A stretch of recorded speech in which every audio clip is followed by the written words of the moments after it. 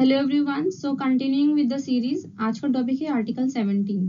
Generally क्या होता है, सभी फंडामेंटल राइट्स के कुछ एक्सेप्शंस होते हैं और कुछ रेस्ट्रिक्शंस होते हैं, बट आज का टॉपिक इसलिए भी इम्पोर्टेंट हो जाता है क्योंकि ये एक एब्सोल्यूट राइट है।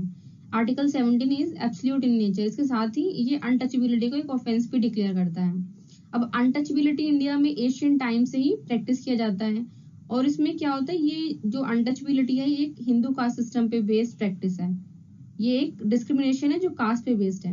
इसमें कुछ पर्टिकुलर कास्ट के लोगों को इंफीरियर माना जाता है और उन्हें बाकी कम्युनिटी से आइसोलेट कर दिया जाता है, अलग रखा जाता है, और हम इन कम्युनिटी को आमतौर पर हरिजन भी कहते हैं। और ये डिस्क्रिमिनेशन सभी पब्लिक प्लेसेस पे पहले एविडेंट था, अभी कम हो चुका है, ऑफ कोर्स स्टिल प्रैक्टिस में है। और इसे रोकने के लिए जो हमारे कॉन्स्टिट्यूशन के फाउंडिंग फादर्स थे, उन्होंने आर्टिकल 17 को एब्सोल्यूट रखा है। So now let's see what is in the article and let's read the article itself. Now Article 17 says about the abolition of untouchability. यहाँ पर क्वेश्चन ये राइज होता है कि किस टाइप की प्रैक्टिसेस को आर्टिकल 17 अबोलिश करता है, क्योंकि अनटचबिलिटी को डिफाइन नहीं करता है article 17. So here judiciary comes into play. In Mysore high court decision it was held that कि अनटचबिलिटी का एक लिटरल और ग्रामेटिकल मीनिंग नहीं लेना है, क्योंकि हमने इसको अगर लिटरली और इन ग्रामेटिकल सेंस इंटरप्रेट किया तो उसका एम्बिट जो है ये काफी ज्यादा वाइड हो जाएगा और काफी सारी प्रैक्टिसेस को इंक्लूड करेगा। तो इसे इसके हिस्टोरिकल डेवलपमेंट के बेसिस पे ही इंटरप्रेट करना है। एंड हिस्टोरिकली अगर हम देखें तो जो डिस्क्रिमिनेशन था वो बेस्ड था कास्ट सिस्टम पे। सो ये कास्ट सिस्टम को बेसिकली डील करता है आर्टिकल 17। ऑल्सो अगर हम आर्टिकल 15 क्लॉज 2 को पढ़ें तो यहाँ पर प्रोहिबिशन 5 ग्राउंड्स पे जो डिस्क्रिमिनेशन है वो प्रोहिबिट किया गया है। इसमें से एक ग्राउंड है कास्ट। सो हम आर्टिकल 15 क्लॉज 2 को आर्टिकल 17 के साथ में पढ़ सकते हैं। नाउ आगे article 17 disability arising out of the untouchability को ऑफेंस डिक्लेयर करता है, जो पनिशेबल है अकॉर्डिंग्स विद लॉ। तो इसको पनिश करने के लिए एक लॉ की जरूरत थी, इसीलिए लेजिस्लेचर ने कुछ एक्ट को इनेक्ट किया है, और यहाँ पर हम डिस्कस करेंगे 2 एक्ट्स को।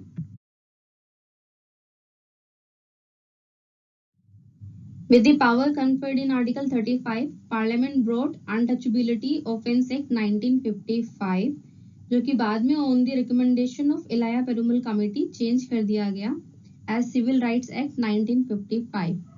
तो इसको ऑल टुगेदर इसके प्रोविजंस जो थे वो चेंज नहीं किए, बट इसको जस्ट रीनेम कर दिया गया as civil rights act 1955।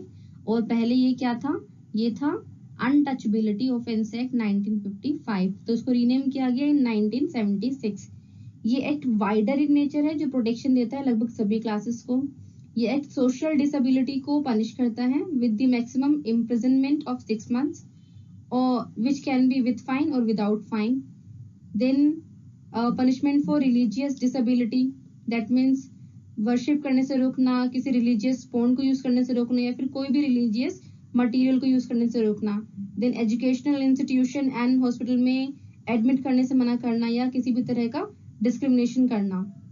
Then punishment for instigation, humiliation, insult और बाइकआउट करना किसी भी पर्सन को ऑन दी कास्ट बेसिस, और इवन अटेम्प्ट करना इसको, ये सब पनिशेबल है विद द इम्प्रिजनमेंट और with fine.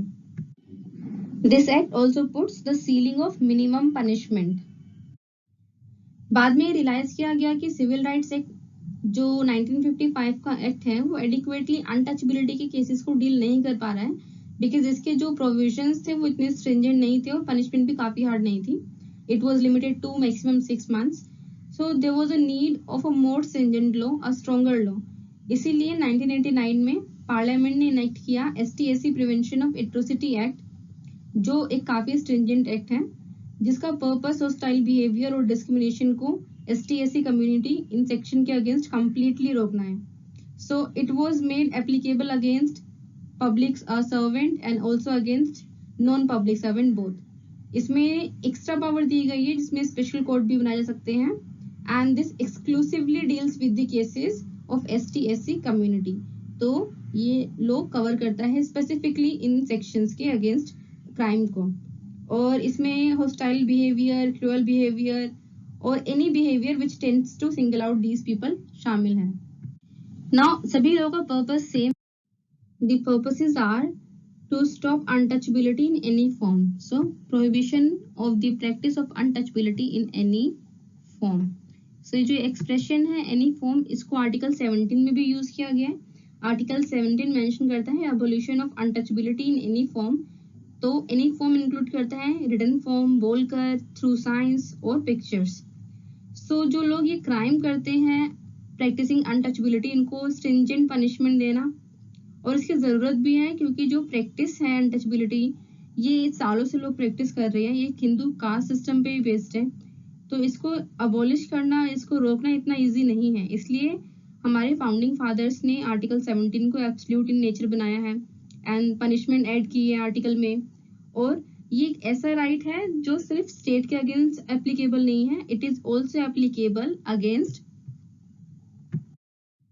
the private bodies or even the individuals. Generally क्या होता है, fundamental rights are applicable against state, but इस केस में ये राइट एप्लीकेबल है against state, against private bodies and against individuals. So यहाँ पर supreme court says whenever article is violated by a private person, it is the constitutional responsibility or duty of the state to take necessary steps to stop such act. So this is all about article 17. I hope the video was helpful. So here I end my video. Thank you so much for watching it.